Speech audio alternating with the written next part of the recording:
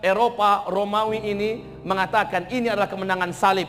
Perkataan itu terjadi di negeri Syam, di Syria. Maka umat Islam marah dengan ucapan ini, apalagi yang dikibarkan adalah bendera salib. Maka terjadilah perang yang disebut dengan Malhamah Al-Kubra. Malhamah Al-Kubra, insya Allah pembahasan besok tentang Al-Mahdi saya akan uraikan ini. Di Malhamah Al-Kubra terjadinya di A'maq dan Dabiq, yang suatu daerah disebut dengan Ghutah, ya, di daerah Damaskus, Syria. Ini peperangan terakhir. Saat dikalahkan, peperangan hanya terjadi 4 hari. Kalah Romawi. Padahal mereka mengerahkan tentara-tentara terbaik mereka yang ada di muka bumi. Ada 80 bendera kata Rasulullah. Artinya 80 negara. Kaum muslimin, peperangan terjadi dalam 4 hari. Banyak umat Islam yang syahid. Bala tentara Al-Mahdi menjadi sedikit, tetapi kemenangan total dikuasai oleh Al-Mahdi, Imam Al-Mahdi. Kemudian terjadi penaklukan Konstantin, yaitu Turkiya. Setelah itu kaum muslimin, setan menjerit dari atas gunung bahwa Dajjal telah lepas. Para mujahidin segera kembali, lari ke rumah-rumah mereka. Mereka selamatkan keluarga-keluarga mereka. Barulah benar-benar Dajjal keluar. Barulah kaum muslimin yang kami muliakan, saat saat Romawi yaitu Amerika dan Eropa dikalahkan, Israel telah habis. Amerika telah kalah. Tangan kanannya buntung, tangan kirinya buntung, kakinya putus. Maknanya Israel habis, Amerika sudah tidak ada. Pijakan Dajjal di muka bumi sebagai kaki tangannya selama ini sudah tumbang seluruhnya. Dajjal keluar dalam keadaan kemarahan yang sangat. Tahukah tuan-tuan semua di manakah Dajjal akan keluar? Rasulullah bersabda, Dajjal akan keluar nanti dari sebuah kota yang disebut dengan Asfahan. Di mana Asfahan ini? Di Irak. Iran. Asfahan adanya di Iran. Dan Masya Allah, tuan-tuan yang kami muliakan, ibu-ibu yang kami hormati, ketahuilah Asfahan berada di Iran. Dan Asfahan adalah sebuah kota yang diisi seluruhnya oleh komunitas Yahudi. Dan Rasulullah bersabda, kemunculan Dajjal di Asfahan didampingi, disambut oleh 70.000 lelaki Yahudi yang paling kuat, paling pekat agama Yahudinya. Dan mereka menggunakan jubah kehormatan, jubah keagamaan Yahudi dengan senjata pedang-pedang terbaik pada masa itu, kata Rasulullah. Semoga Bapak mengikuti perkembangan. Di majalah Asy-Syarqil Awsat, majalah Timur Tengah, Pak, diberitakan bahwa di Asfahan hari ini telah standby 70.000 lelaki dengan jubah khusus agama Yahudi. Dan telah siap senjata-senjata terbaik dari senjata manual, pedang terbaik dari besi-besi terbaik sudah siap dan ada di tangan mereka. Agama Yahudi hari ini sangat yakin ini adalah tahun-tahun di mana Dajjal akan keluar dan memimpin mereka. Menurut keyakinan Yahudi, Dajjal akan menaklukkan seluruh dunia. Ini pula yang diyakini oleh Dajjal waktu dia berkata kepada Tamim Ad-Dari, ketika saya lepas nanti, maka saya akan taklukkan seluruh kota-kota di muka bumi. Tapi kekuasaannya tidak lama, Pak. Kenapa? Dajjal terakhir dia akan mengepung Al-Mahdi. Al-Mahdi tidak berkutik. Orang-orang yang beriman, para mujahidin, laki-laki dan wanita juga tidak mampu melawan. Mereka terkepung. Dalam keadaan terkepung itulah Allah turunkan tanda besar kiamat yang ketiga. Nabi Isa turun dari langit, diantarkan oleh 2 orang malaikat di waktu subuh, tepatnya di masjid yang ada menara putihnya.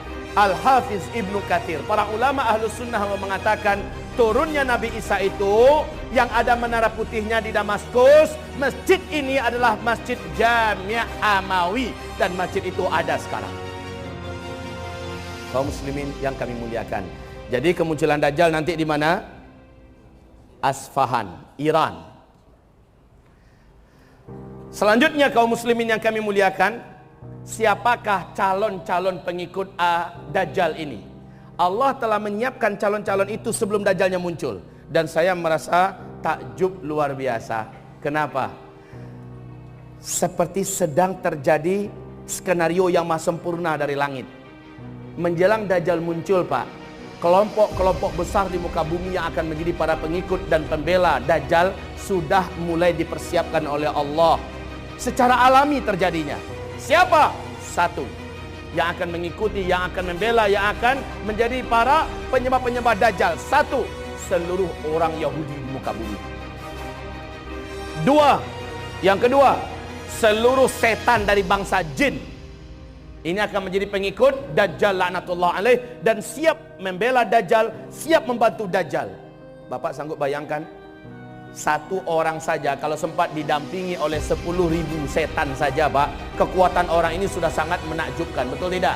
Bagaimana kalau setan satu bumi mengikutinya, membelanya? Yang ketiga, pengikut para Dajjal adalah seluruh ahli syahwat dari seks menyimpang. Para kaum LGBT. Dan itu sekarang di berbagai negara sudah mulai dilegal formalkan, betul tidak? Dilindungi oleh undang-undang, Masya Allah. Kayak dipersiapkan oleh Allah Subhanahu wa ta'ala suasana menjelang Dajjal keluar. Kemudian yang keempat, umat Nabi Muhammad yang pencinta syahwat. Pencinta syahwat.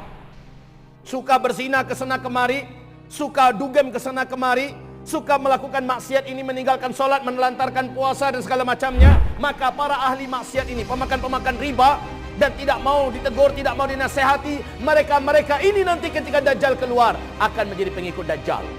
Ma'adzanallah. Yang kelima, pengikut Dajjal, kaum wanita. Kaum wanita. Makanya pesan Nabi yang tadi sudah kami sampaikan, pesan Nabi Muhammad, jika kamu dengar Dajjal sudah sampai ke kota kamu, pastikan istri kamu, pastikan anak-anak gadis kamu, saudari-saudari perempuan kamu, siapapun yang wanita dari muslimah, ambil mereka, tangkap mereka, masukkan ke dalam rumah. Ikatlah tangan-tangan mereka, ikatlah kaki-kaki mereka. Kenapa? Para wanita di akhir zaman, iman mereka rapuh serapuh-rapuhnya. Apalagi kondisi lapar yang sudah bertahun-tahun, haus yang sudah sangat menyiksa. Dan Dajjal datang dengan kekuatan magicnya, dengan hipnotisnya, dengan sihirnya. Di mana kota dia masuk, dia sebarkan sihirnya, dia sebarkan magicnya, dia sebarkan hipnotisnya. Dia punya daya tarik magnet yang sangat dahsyat. Kaum muslimin yang kami muliakan, ini yang kelima, para wanita. Ibu-ibu, mohon ibu menyimak dengan sebaik-baiknya. Rasulullah perintahkan kita semua, dan bawa anak-anak kita sekalian, Pak. Dajjal pasti akan sampai ke kota Dajjal pasti akan sampai ke kota Banjarmasin. Tidak ada satu kota pun di muka bumi ini yang tidak akan dimasuki oleh Dajjal. Kaum muslimin, Rasulullah mengatakan agar kamu selamat dari Dajjal, lakukan 6 hal berikut. Camkan ini baik-baik. Yang pertama, di akhir zaman ini seluruh umat Nabi tolong dalami kembali, tolong luruskan kembali pemahaman akidah. Belajarlah tauhid yang sahih, tauhid yang diajarkan Nabi Muhammad SAW dan para sahabatnya. Pastikan seluruh kita belajar lagi akidah yang benar, akidah Ahlus Sunnah wal Jamaah.